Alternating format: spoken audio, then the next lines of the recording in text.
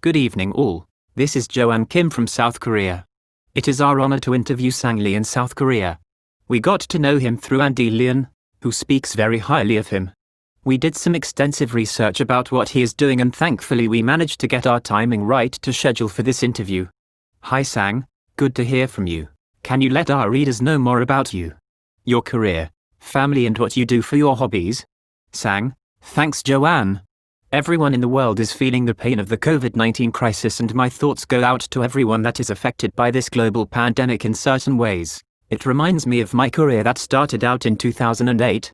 In the heart of the financial crisis, I had originally wanted to be a scientist but changed over to become a financial engineer.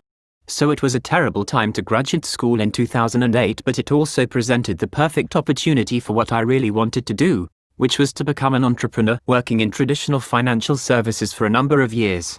Really let me learn and see things from the inside out, which I think is necessary for the type of innovation we want to bring to the finance industry.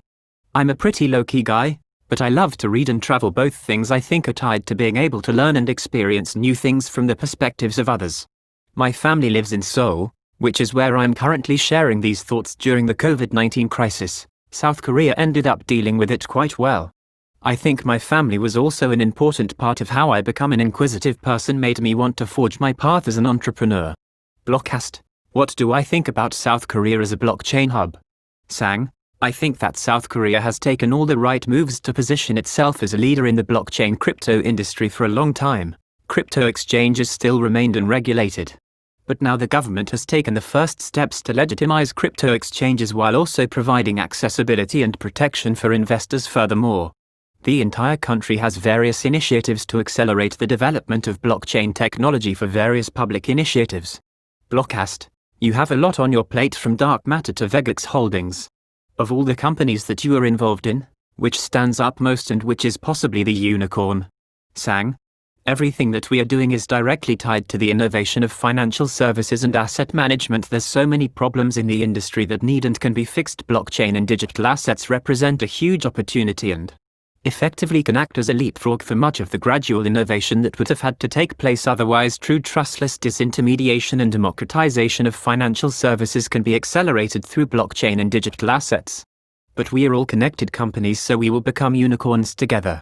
Blockcast, which blockchain mainnet do you believe in most for businesses? How did that work out?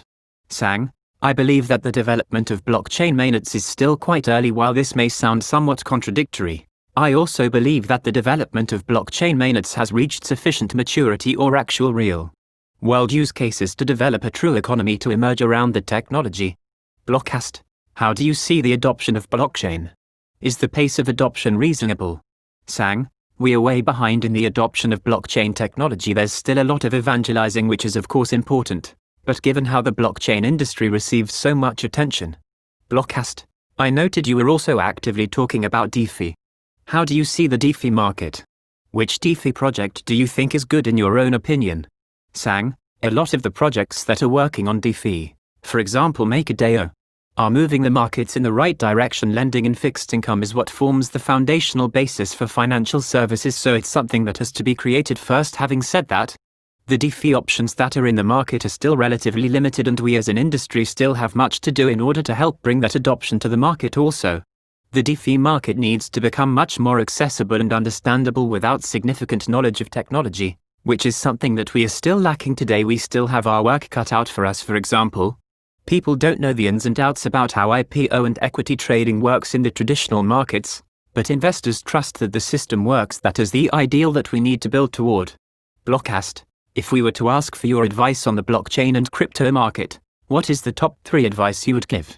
Sang, this will be the 3 advice that I will give.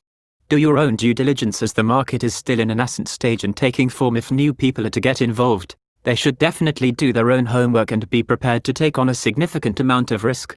But without risk there is no reward. Be very wary of experts on the internet. Much of Twitter communication exists in a bubble with a lot of self-reinforcement. Be careful to find sources of information that might be more valuable. It's impossible to find impartial information. But as much as possible, blockchain is still an evolving and highly technical tool that requires an entirely different way we think about society as a whole. Wear a different lens when considering the impact of blockchain. Blockcast, can you share an inspiring quote for our readers? Sang? Sure. Progress is never easy or painless. Nothing worthwhile ever is, Sang Lee. Blockcast. Thanks, Sang. It is great talking to you. You can reach out to Sang at https://twitter.com/SangIS here. Original source.